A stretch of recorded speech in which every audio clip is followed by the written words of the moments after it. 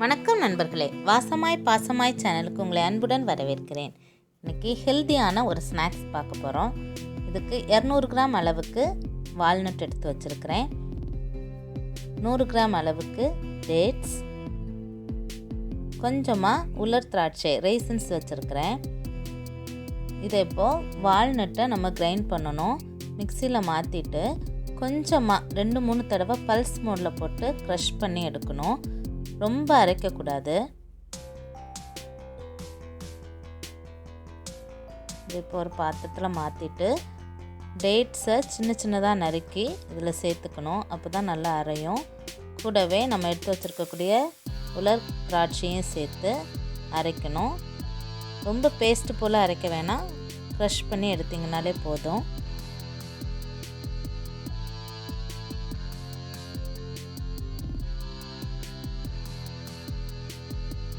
இது கூட கொஞ்சமாக தேன் சேர்த்துக்கலாம். தேன் உங்களுக்கு வேண்டாம் அப்படின்னா சேர்த்துக்க வேணாம். குழந்தைங்கள்லேருந்து பெரியவங்க வரைக்கும் இதை நல்லா சாப்பிட்லாம். சுகர் பேஷண்ட்ஸ் கூட வாரத்துக்கு 1-2 நம்ம எடுத்துக்கலாம், ஒன்றுமே பிரச்சனை இல்லை. பிள்ளைங்க பொதுவாக வால்நட் சாப்பிட மாட்டாங்க. இது போல் செஞ்சு கொடுத்தீங்கன்னா கண்டிப்பாக சாப்பிடுவாங்க. ட்ரை பண்ணுங்கள்.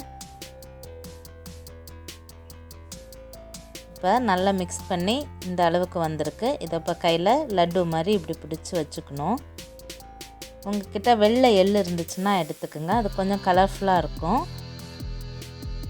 இல்லைன்னா இந்த வால்நட் பவுடரை கூட நம்ம மேலே ஸ்ப்ரெட் பண்ணிக்கலாம்.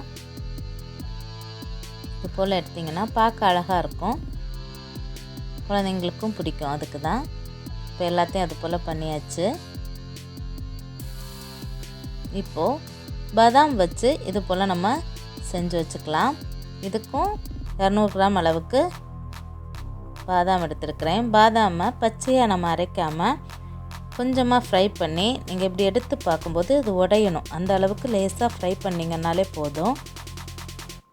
அதையும் மிக்சியில் போட்டு அதே போல் க்ரஷ் பண்ணி எடுத்துக்கணும்.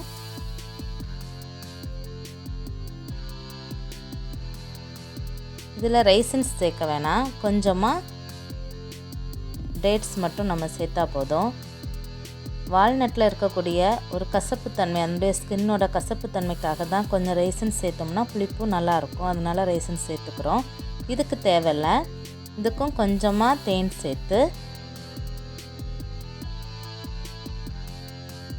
நல்லா மிக்ஸ் பண்ணிட வேண்டியதான்.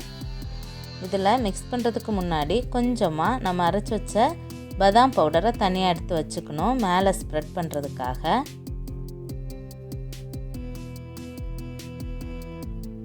இதில் உங்களுக்கு தேவைப்பட்டுச்சுன்னா ஏலக்காய் பவுடர் கொஞ்சம் போட்டுக்கோங்க. இது கொஞ்சம் வாசமாக இருக்கும், குழந்தைங்களுக்கும் பிடிக்கும். அதுக்காக தான்.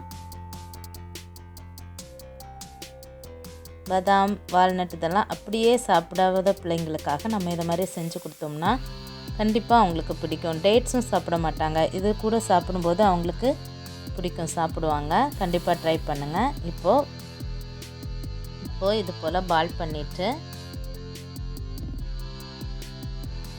கொஞ்சமாக எடுத்து வச்சுருக்கக்கூடிய பாதாம் பவுடரில் நம்ம அழகாக ஸ்ப்ரெட் பண்ணி எடுத்துடலாம்.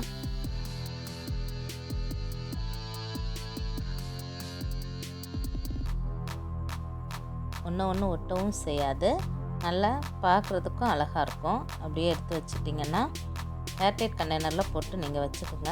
3 மாதம் வரைக்கும் ஒன்றும் பண்ணாது. குழந்தைங்களுக்கு, ஸ்கூல் விட்டு வர பிள்ளைங்களுக்கு கொடுக்கலாம். வயசானவங்களுக்கும் கண்டிப்பாக நீங்கள் கொடுக்கலாம். சூப்பராக ரெடி ஆயிடுச்சு. ரொம்ப ஹெல்த்தியும் கூட. கண்டிப்பாக ட்ரை பண்ணிவிட்டு எப்படி இருந்துச்சுன்னு எனக்கு சொல்லுங்கள். வாசமாய் பாசமாய் சேனலுக்கு சப்ஸ்கிரைப் பண்ணுங்கள். உங்கள் ஃப்ரெண்ட்ஸ் ஃபேமிலி கூட ஷேர் பண்ணுங்கள்.